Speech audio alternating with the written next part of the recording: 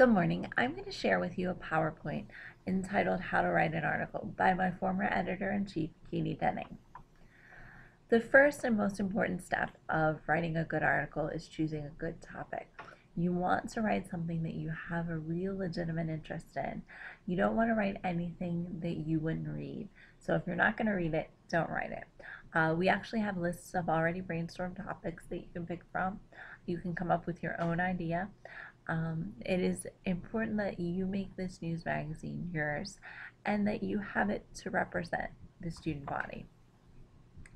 The second step into writing good articles is using quotes. Most of the articles that we write are called feature articles. They're about groups and individuals. And when you write about a group or an individual, one of the things that you need to do is you need to quote that person. We have quote sheets that will help you do that.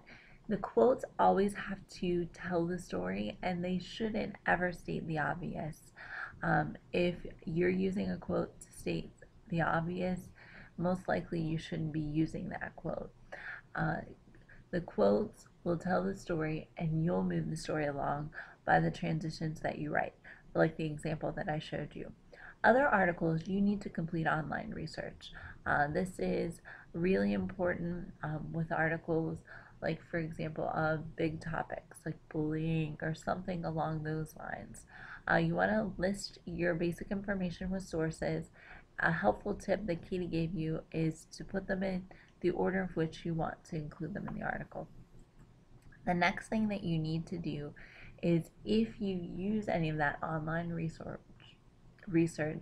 in your article, either directly or indirectly, but it came from a specific article, you need to cite it, where it's either you reference the source at the beginning or at the end in parentheses.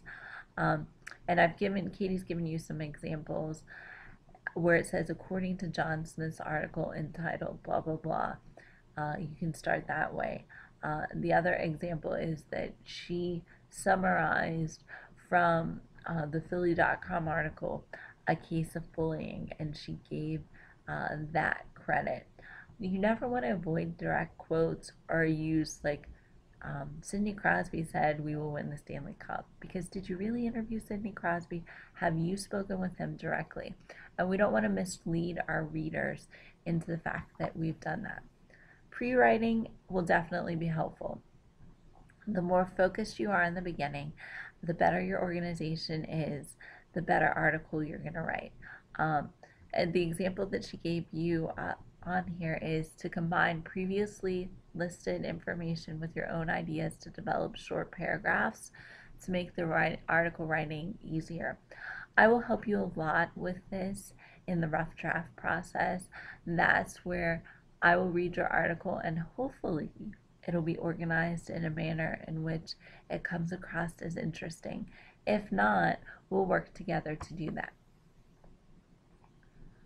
And then that brings us to where you are now, is the rough draft. It should be double spaced, Arial, and 12-point font. It's just easier to read and easier for us to edit. You know, there's your title of your article, as well as your name and your position. Those of you who are level 2s are always staff writers. Rough draft is the hardest part, and I think that when she said that it's not easy, she's definitely right. It is written in the inverted pyramid form, which is very different than what you write in your English classes. You don't have that long introductory paragraph or that long concluding paragraph. The most important information is at the beginning to the least important information at the end. And like she mentions here, do not include fluff, because fluff, I'm going to just cut it. Let me go back here. You want to be concise with your articles. You want to have a lead to start out where basically tells you the who, what, why, when, where, and how of what's going on in that article. You'll conclude a little bit, but not with your traditional conclusion. Rough drafts should always have complete ideas, not fragments that you'll fix later. That's what goes through the editing process, like she says. So your rough draft, if it is written well enough, I might tell you to go ahead and put it through the process. If you have issues with organization, I might ask you to show it to me again.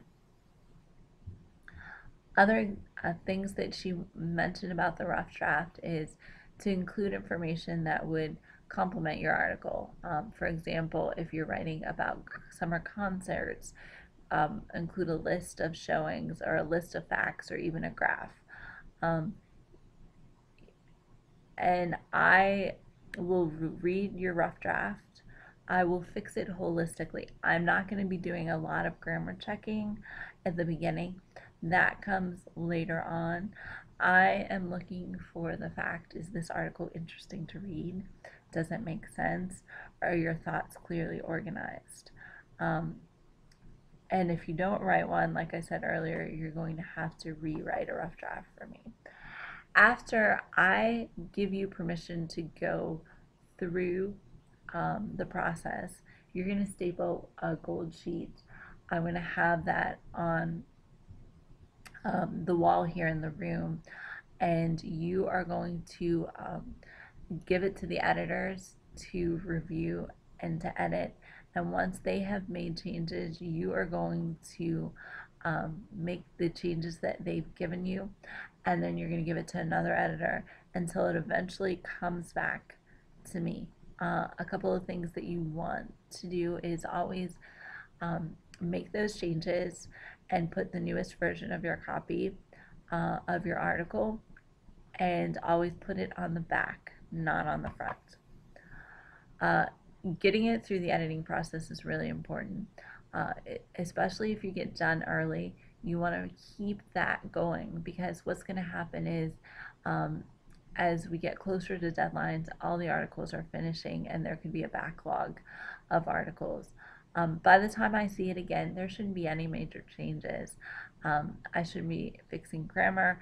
I shouldn't be rewriting the article at that point. If I have to review your article more than once, your grade's going to suffer. So you want to make sure that it is going to be something that is going to please me at the end. So if your editors ask you to make major revisions, you definitely need to do so. And they'll work with you to help you. I'll work with you to help you. It'll take a couple of times to get a hang of this, but you guys will definitely be okay. At the end, once it's finished, I'm going to have you put it in the final copy of the final copy folder, and then your article will be saved and they can put it in layout for the print news magazine. Thank you and have a nice day.